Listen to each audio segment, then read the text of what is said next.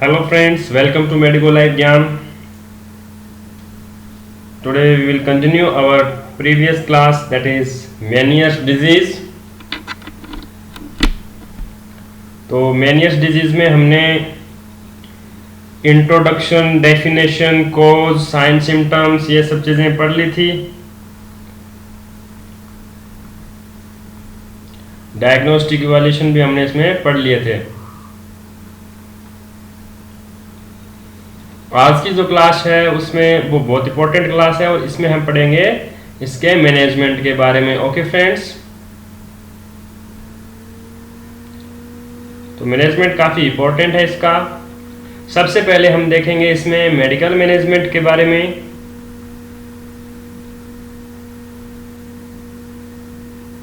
मेनियर्स disease क्या होती है, सबको याद है. ये इनर ईयर का डिसऑर्डर है जिसके अंदर एंडोलिफ जो होता है उसके अंदर वाइब्रेशंस या फ्लक्चुएशंस उसमें होने लग जाते हैं या फिर वो डायलेट हो जाता है. ओके, एंडोलिफ जो होती है इनर ईयर के अंदर, एंडोलिफ क्या काम आती है, याद है आपको, बैलेंस योर सेंसरी उसका फंक्शन रहता है. तो प्रीवियस क्लास को प्रीफर कर सकते हैं आप. आज हम पढ़ेंगे मेनियर्स डिजीज के मैनेजमेंट के बारे में. सबसे पहले हम देखेंगे मेडिकल मैनेजमेंट में. तो मेडिकल मैनेजमेंट में हम सबसे पहले इसमें डाययूरेटिक्स देंगे. डाययूरेटिक्स क्यों देंगे, diuretics example furosemide. Furosemide will help in reducing the volume. आ रहा समझ में, हमने इसकी डेफिनेशन में पढ़ा था मेनियर्स डिजीज में कि क्या हो जाता है, इसमें जो एंडोलिम्फ है उसका वॉल्यूम इंक्रीज हो जाता है. तो बॉडी के अंदर किसी भी टाइप के फ्लूइड्स को कम करने के लिए हम क्या दे देते हैं, डाययूरेटिक्स. और डाययूरेटिक्स के सबसे ज़्यादा जो मोस्ट कॉमनली वाइडली यूज जो कौन सी मेडिसिन है वो है furosemide. Okay, then doctor prescribe mainly mild sedative like alprazolam. Mild ये सेडेटिव होते हैं लाइक एल्प्रोजोलाम.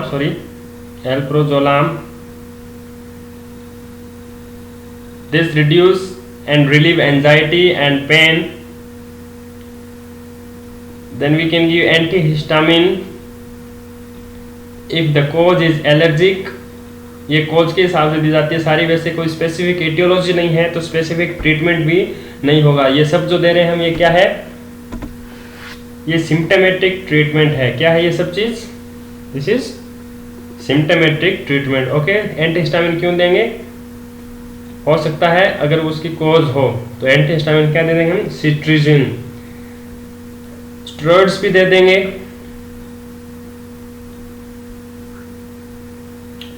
स्टेरॉइड्स क्या करते हैं, एंटी इन्फ्लेमेशन में भी हेल्प करते हैं और ये एंटी इन्फ्लेमेटरी होते हैं, इन्फेक्शन को भी कम करते हैं और इम्यूनो मॉड्यूलेटर भी ये होते हैं. Okay,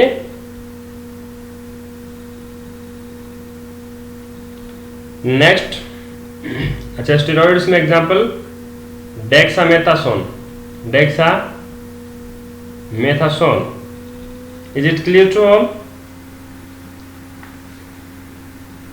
then we can give it in it anti emetic, क्योंकि उसमें देखा था हमने साइन सिम्टम में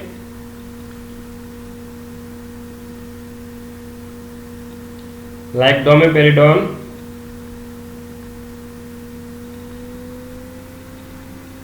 और इसमें क्या दे सकते हैं, प्रोमिथाजिन, मेट्रोक्लोप्रोपामाइड, काफी सारी होती है इसमें. ओके, फर्दर इसमें हम देखते हैं इसके सर्जिकल मैनेजमेंट के बारे में. अब हम देखेंगे किसके बारे में,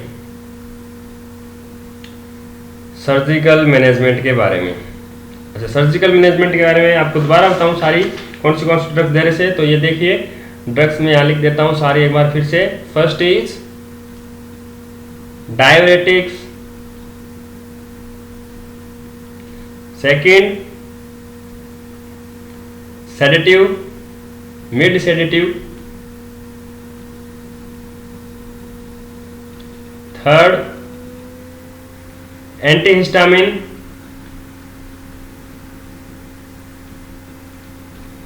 फोर्थ एंटीएमेटिक्स, और स्टेरॉइड्स रह गया था लास्ट में। तो ये ड्रग्स हम इसमें एडमिनिस्टर करते हैं। बाकी साइन सिम्टम्स के अकॉर्डिंग हम इसमें और भी दे सकते हैं। अब हम बात करते हैं सर्जिकल मैनेजमेंट के बारे में। फ्रेंड्स, आपसे रिक्वेस्ट है कि इस चैनल को अभी आपने अगर सब्सक्राइब, लाइक, शेयर, कमेंट नहीं किया है तो प्लीज़ कीजिए। हम इसके अंदर कंप्लीट जुलाई में कंप्लीट एमएस इन सेकंड पढ़ लेंगे। So it is request, humble request to subscribe, share, like, whatever you can, please support us. तो सर्जिकल मैनेजमेंट में पढ़ेंगे कंजर्वेटिव सर्जरी। जब पहला प्रोसीजर जो है इसमें वो है कंजर्वेटिव सर्जरी। जानते हैं कि इसमें क्या करते हैं, ठीक है। कंजर्वेटिव सर्जरी में क्या होता है कि जो एंडोलिफ था उसके प्रेशर को कम किया जाता है। इसमें क्या करेंगे कि इनर ईयर की जो मेम्ब्रेन है उसमें एक छोटा सा इंसिजन बनाएंगे, एंडोलिफ को थोड़ा निकालेंगे। That will help in reducing the volume of and pressure of endolymph. Okay, second is destructive. ये तो है कंजर्वेटिव। दूसरा है इसमें डिस्ट्रक्टिव सर्जरी। डिस्ट्रक्टिव मतलब तोड़ना। ओके, इसको हम फर्दर 2 क्लास में डिवाइड करते हैं। पहला है लेब्रिंथेक्टोमी।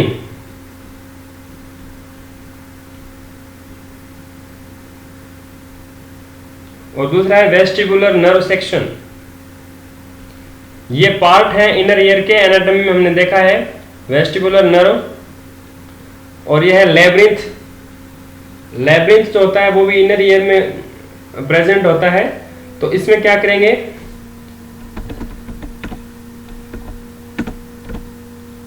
पहले ये देखते हैं लेब्रिंथेक्टोमी में। इसमें जैसे नाम से आपको पता चल रहा है, लेब्रिंथ जो है उसको हम क्या कर देंगे, रिमूव कर देंगे। इससे क्या होगा कि मतलब वर्टिगो या फिर जो इम्बैलेंस की कंडीशन थी वो रिकवर हो जाती है, ठीक है। और वेस्टिबुलर एक्टोमी में क्या करेंगे, या वेस्टिबुलर नर्व सेक्शन में क्या करेंगे, सर्जिकल प्रोसीजर होता है जिसमें हम वेस्टिबुलर नर्व को रिमूव करते हैं। किसको रिमूव करेंगे, वेस्टिबुलर नर्व के सेक्शन को या फिर उस कंप्लीट को क्या करते हैं, हम रिमूव कर देते हैं। आ रहा है समझ में। इसमें क्या कर रहे थे, हम लेम्ब्रिथ को रिमूव कर रहे थे। इससे क्या हो रहा था, जो इम्बैलेंस की कंडीशन थी वो क्योर हो रही थी। और यहाँ क्या कर रहे थे, वेस्टिबुलर नर्व है जो इंट्राक्रेनियल नर्व है उसको हम रिमूव कर रहे थे। आ रहा है समझ में। तो ये 2 इसके सर्जिकल प्रोसेस थे। पहला था कंजर्वेटिव, दूसरा डिस्ट्रक्टिव। डिस्ट्रक्टिव में हमने 2 पढ़े, लेम्ब्रेथेक्टोमी और दूसरा vestibular nerve section. Now further move to our most important topic, nursing management. Okay, nursing management में सबसे पहले हम असेसमेंट करेंगे पेशेंट का। क्या करेंगे, assessment for what, assessment for severity and frequency. Severity, अच्छा एक चीज का और, severity, frequency and duration of attack. ये 3 चीज हम इसमें असेस करेंगे अटैक्स रिगार्डिंग। दूसरा इसमें क्या करेंगे, डाइट मैनेजमेंट। क्या देंगे इसमें, low sodium diet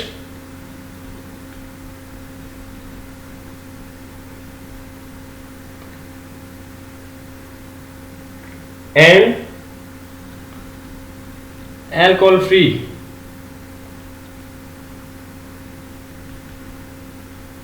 okay, low sodium diet and उसको अल्कोहल से अल्कोहल से अवे रहने के लिए कहेंगे।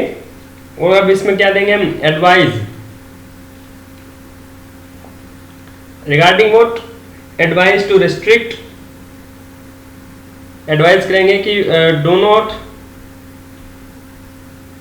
मूव सडनली, एकदम से हिलना जुलना नहीं है, एकदम से बेड से खड़ा नहीं होना।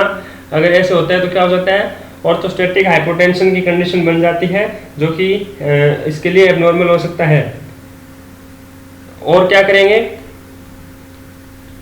Do not study in bright light, इससे भी दूर रखना है पेशेंट को। और क्या एडवाइस देंगे,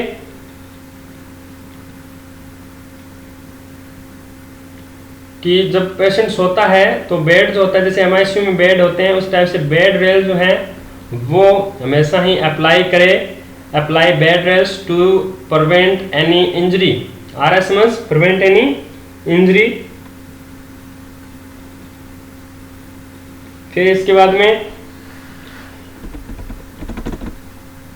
ओहो पेज एकदम से नीचे चल गया पूरा ही।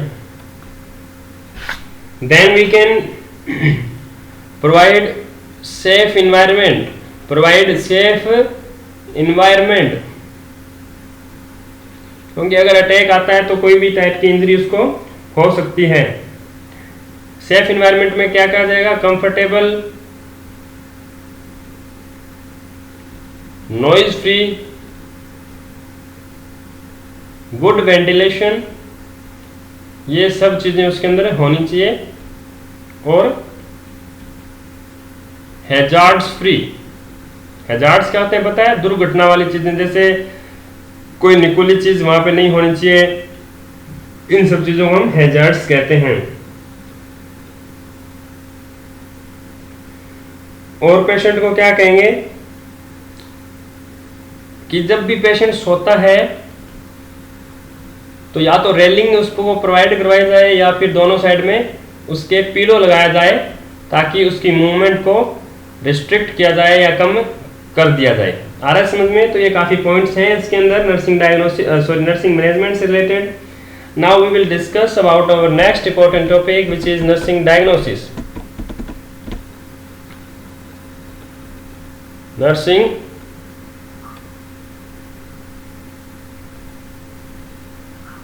डायग्नोसिस। तो नर्सिंग डायग्नोसिस फर्स्ट क्या बनेगा इसमें, तो सबसे पहली बात तो इसमें risk for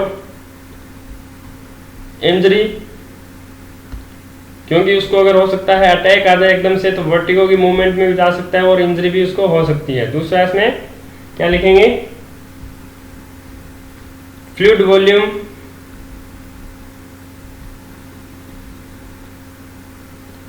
deficit related to vomiting.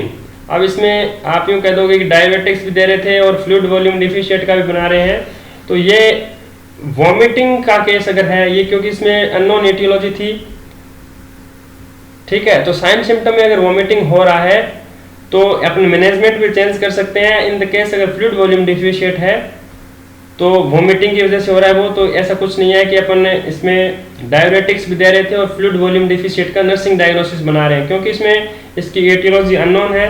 तो we treat the patient according to his और her sign and symptoms. Then we can make anxiety due to disease condition.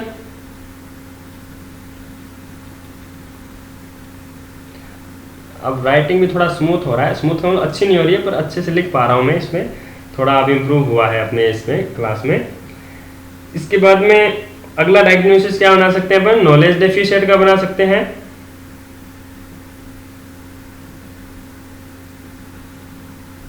ठीक है, तो 4-5 अपन नर्सिंग डायग्नोसिस इसमें बना सकते हैं। इम्पेयर्ड कम्युनिकेशन का बना सकते हैं, इम्पेयर्ड फैमिली कोपिंग, ये सब चीजें इसमें हम बना सकते हैं। But in the last of this unit we will discuss all the important nursing diagnosis related to each and every organ like ear, nose and throat, and top 10 to 15 diagnosis will be made with interventions. Last में हम 10 से 15 diagnosis हैं, जो ऐसे diagnosis जो हर disease में set करते हो, हर डिजीज में फिट बैठते हो, ऐसे नर्सिंग डायग्नोसिस हम लास्ट में उनके इंटरवेंशन सहित एक क्लास में अलग से पढ़ेंगे। पूरी वो management class of ENT disorder होगी, उसके अंदर हम सब चीज़ें कंप्लीटली इसमें हम स्टडी करेंगे। तो इसमें सिर्फ मैं आपको नर्सिंग डायग्नोसिस बताता हूँ, and we study main point which are included in nursing management, like advice करना, असेस करना, क्या हेल्थ एजुकेशन देंगे, ये सब चीज़ें हम नर्सिंग मैनेजमेंट में देखते हैं।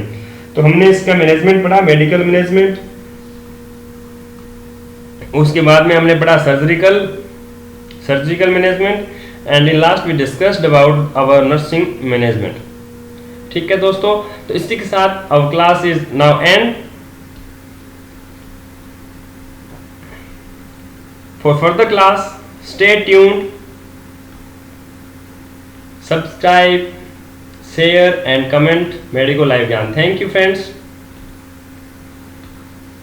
Stay happy, stay healthy.